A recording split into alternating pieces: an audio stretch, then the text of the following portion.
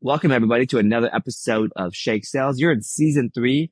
We got Donald Kelly. We're going to talk about LinkedIn outreach. Donald's been in the sales evangelist space for 15 plus years. Donald, welcome, dude.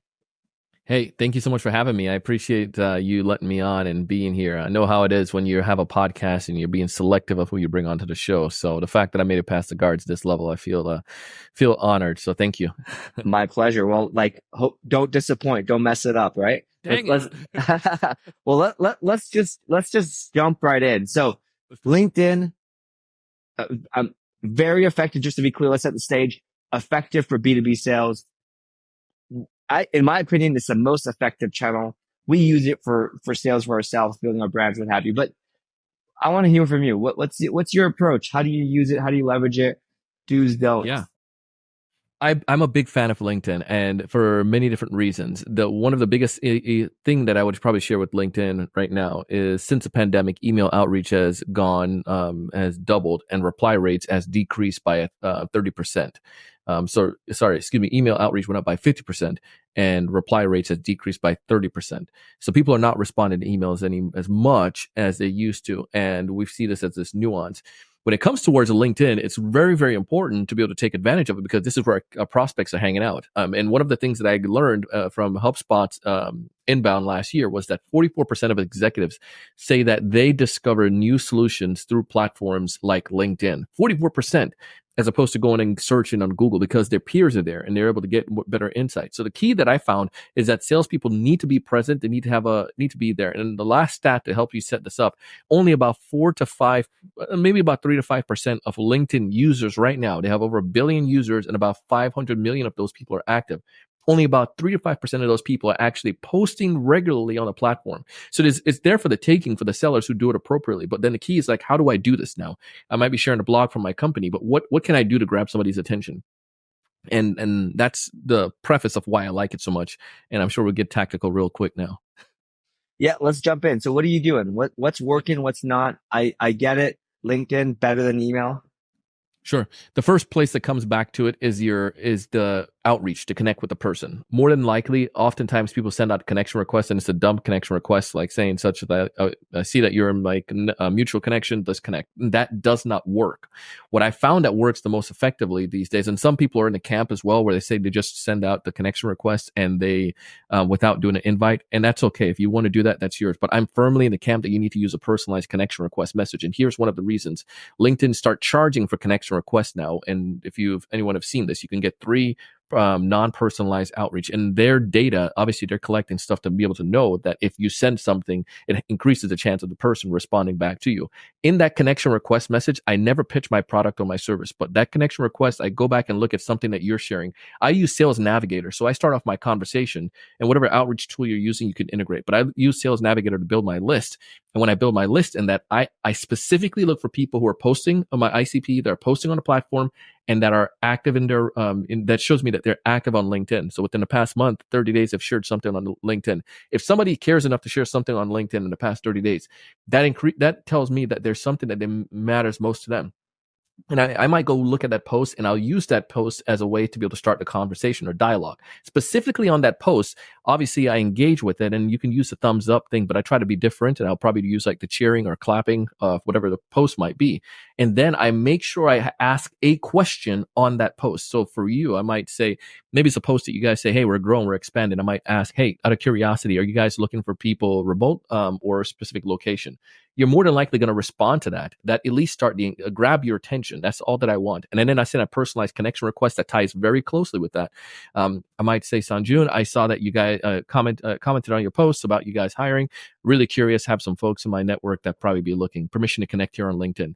The idea of asking a specific question with that connection request, I've seen increase the rate of people responding back to me, because we've all been programmed since kids that whenever somebody asks you a question, respond, as opposed to something dumb like, hey, I want to connect with you. It may connect with you, but there's a fact that they start the conversation.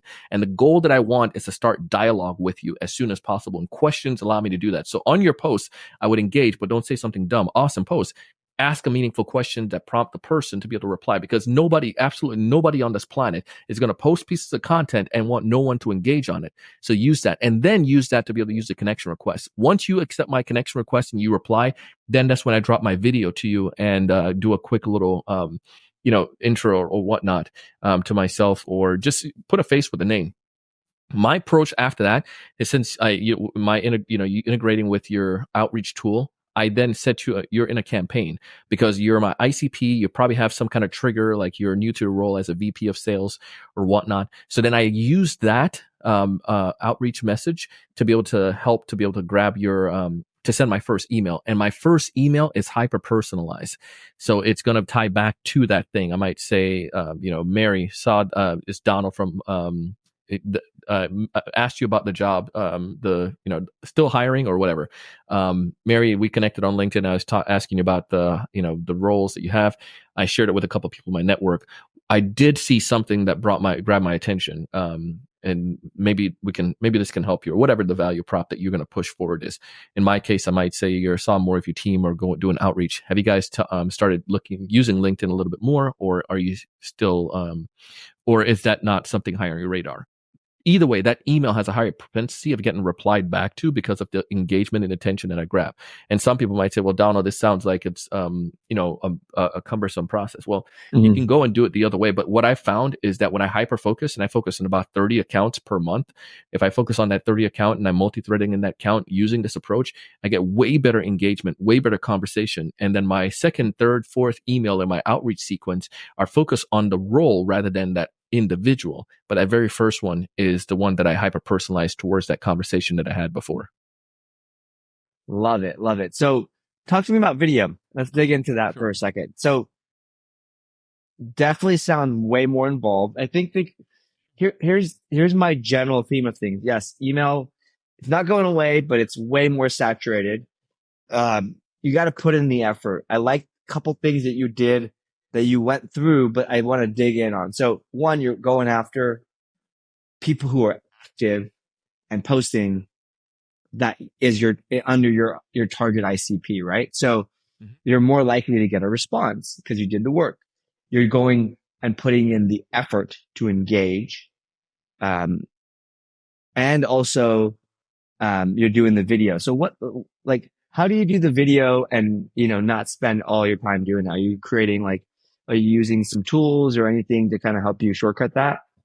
Yeah, the easiest way to do it, and if you're trying to get it done properly, what I recommend is just use your phone. LinkedIn has their native app, and this way the person isn't leaving the platform, or they don't have to click on a link to go pull up like another video tool. Most of them have a link, like say whatever other video platforms tools that you might take a peek at. But I like to just use the native app. And again, it's not all, I'm reaching out to maybe like 30 people or maybe 60 or so people. I'm not doing that all in one day. But a simple video, and my thing with it is tie back to whatever that conversation started with, that connection request. I'd say, hey, I just want to put a face with a name. And I try to do it like in a natural situation, like I might be in my office, or perhaps I'm, walking to the car or whatever. But if I can just be a human and just to send out a couple of these messages, maybe I'm waiting for my kid at soccer practice or whatever. Send out a few of these messages, those video messages, and just introduce myself to folks. Takes like 10 seconds. But that allows me to start the dialogue. And more than likely, people will reply back to me, I didn't know this was possible. Cool. Thanks for the video. Makes it personal. But again, I'm just trying to get engagement. The first step is to grab attention. Second step is engagement. Once you have people engage, it's easier to start conversation, and conversation leads to appointments and opportunities. Love it. Love it. I like the fact that you're using your phone, and keeping everything LinkedIn native. And in general, my 2 cents, and you probably experience, is like, keep it native. Every platform promotes native over anything else. And it's like, not just you get better results, they usually promote it. And sometimes you get the lift, like, back when like LinkedIn publishing came out, when they started creating long form content, they push the heck out of that stuff, like LinkedIn newsletters. Everything native generally works better. You think this? Any other tips to share, or anything else that you want to share on this? Yeah. So when it comes to, yeah, and so go back to the native idea, it's like give people what they want. So give the platforms what they're looking for.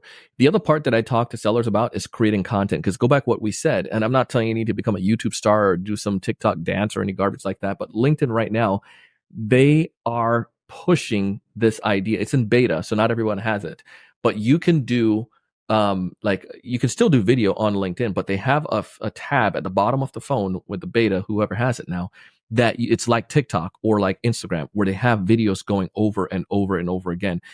So I encourage sellers to post once a week on LinkedIn, at least once a week on LinkedIn. Because if you think about the ICP that you have, they have challenges and you have answers to those challenges. Typically, it's the top of the funnel challenges or challenges that people might be, a conversation that they might have prior to even that first disco with you. But in that, what are some of those things that they might think about? Like, you know, let's say CRM, say I sell a CRM. Maybe you're going after SMBs and they're thinking, well, I use Excel documents already. This is super basic, but just go along with it. Maybe Excel is what they're doing. So maybe content around Excel versus, about Excel versus a traditional CRM, or maybe the time that you're going to save. But a simple post that answers that question or any question that they may have, top of funnel, people are more than likely to watch that. And again, don't become a TikTok star, but just put your darn phone up. You guys have $1,000 device in your pocket and just put the screen share on and just talk and just explain something. And even if you're not getting like, tens of thousands of people that are engaging on that, what starts to happen over time, the algorithm, it's a new thing for LinkedIn. It's new for LinkedIn. Just understand this. It's new. So if you're using this and taking advantage of that native capability of sharing video on your feed, again, 44% of executives said that's how they discovered content. And now LinkedIn is going to push that even more so. And if you're consistent with it, obviously more opportunities will come to you. But I caught myself doing this last week, bro, or 2 weeks ago. I was going through the feed and I was looking at some of these people's content. And it wasn't like these people had like tens of thousands of followers, but their content was dope. And then as I clicked on their video, I was like, I want to see more about them. And then I started following them because I'm like, they're sharing stuff that I want to get. And it's the same idea. If I'm selling CRMs and I'm in SMBs or mid-market, let's say SMBs companies, specifically I'm focusing on LinkedIn.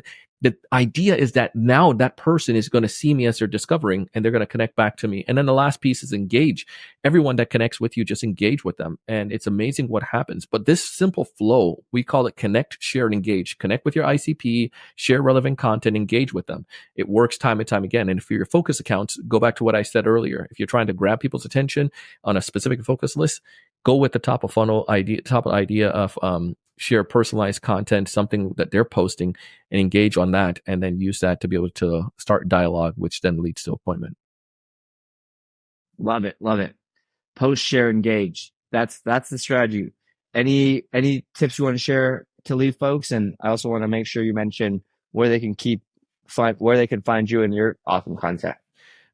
The one thing I'll tell you, because the last piece before, many time I get from sellers, like, I don't know what to share and I don't know what to post. I would say write down the top 10 objections that you get or top 10 questions that you get in a disco. In your initial call with the prospect, what are those top 10 just general questions that they might have? And if you can use that, you have 10 weeks worth of content right there, because you already know the answers to those objections or to those questions. So answer those darn things on a LinkedIn post in a simple video. But again, just don't make it pitchy like, hey, you should buy our service because of this. Like, no, they might be thinking, why should I get your type of solution? Why should I get this ACRM? That's the question you need to answer for them. But do that and you'll be amazed what can happen. And if you want to connect with me, you get the answer already. LinkedIn is where I camp out. It's my jam. You can find me on LinkedIn, Donald C. Kelly. And I also have a podcast called The Sales Evangelist, where we cover a lot of stuff like this as well. So love it. Thanks, Donald. Appreciate all your hard work. And one last thing you just mentioned. You're validating the problem is a problem for the person you're selling to. If you try to sell your solution and they don't care about the problem, you will never get a sale, right? come on. Love it. Awesome. All right. We'll leave you with that.